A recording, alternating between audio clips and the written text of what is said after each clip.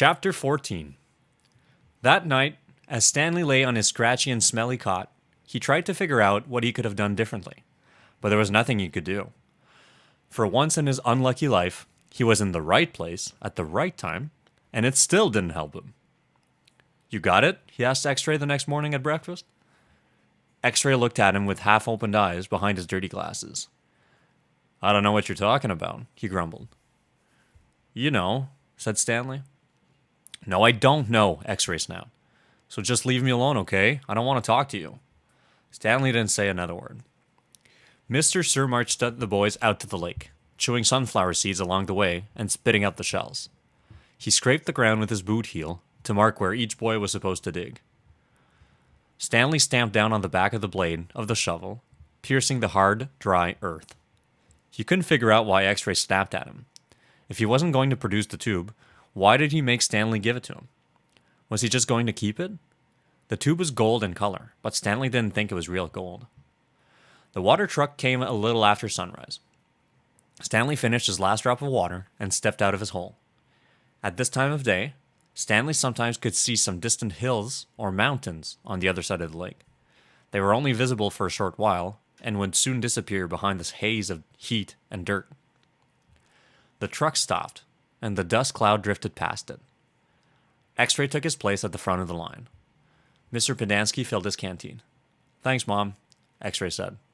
He didn't mention the tube. Mr. Pendanski filled all the canteens, then climbed back into the cab of the pickup. He still had to bring water to Group E. Stanley could see them digging about 200 yards away. Mr. Pendanski, X-Ray shouted from his hole. Wait! Mr. Pendanski, I think I might have found something. The boys all followed Mr. Pendanski as he walked over to X-Ray's hole. Stanley could see the gold tube sticking out of some dirt on the end of X-Ray's shovel. Mr. Pendanski examined it and took a long look at its flat bottom. I think the warden is going to like this. Does X-Ray get the day off? Asked Squid. Just keep digging until someone says otherwise, Mr. Pendanski said. Then he smiled. But if I were you, Rex, I wouldn't dig too hard. Stanley watched the cloud of dust move across the lake to the cabin beneath the trees. The boys in Group E were just going to have to wait. It didn't take long for the pickup to return. Mr. Pendanski stepped out of the cab. A tall woman with red hair stepped out of the passenger side. She looked even taller than she was, since Stanley was down in his hole. She wore a black cowboy hat and black cowboy boots, which were studded with turquoise stones. The sleeves on her shirt were rolled up, and her arms were covered with freckles, as was her face. She walked right up to X-Ray. This where you found it? Yes, ma'am. Your good work will be rewarded. She turned to Mr. Pendanski. Drive X-Ray back to camp. Let him take a double shower and give him some clean clothes. But first I want you to fill everyone's canteen. I just filled them a little while ago, said Mr. Pendanski. The warden stared hard at him.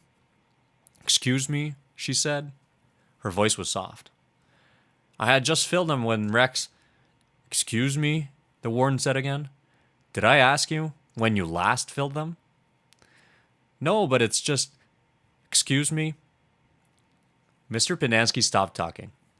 The warden wiggled her finger for him to come to her. It's hot and it's only going to get hotter, she said. Now, these fine boys have been working hard. Don't you think it might be possible that they might have taken a drink since you last filled their canteens? Mr. Pendanski said nothing. The warden turned to Stanley. Caveman, will you come here, please? Stanley was surprised she knew his name. He had never seen her. Until she stepped out of the truck, he didn't even know the warden was a woman.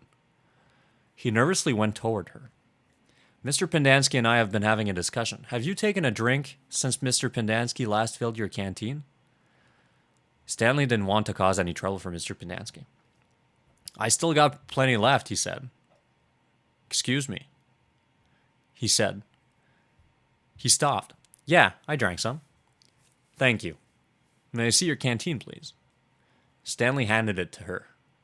Her fingernails were painted a dark red. She gently shook the canteen, letting the water swish inside the plastic container.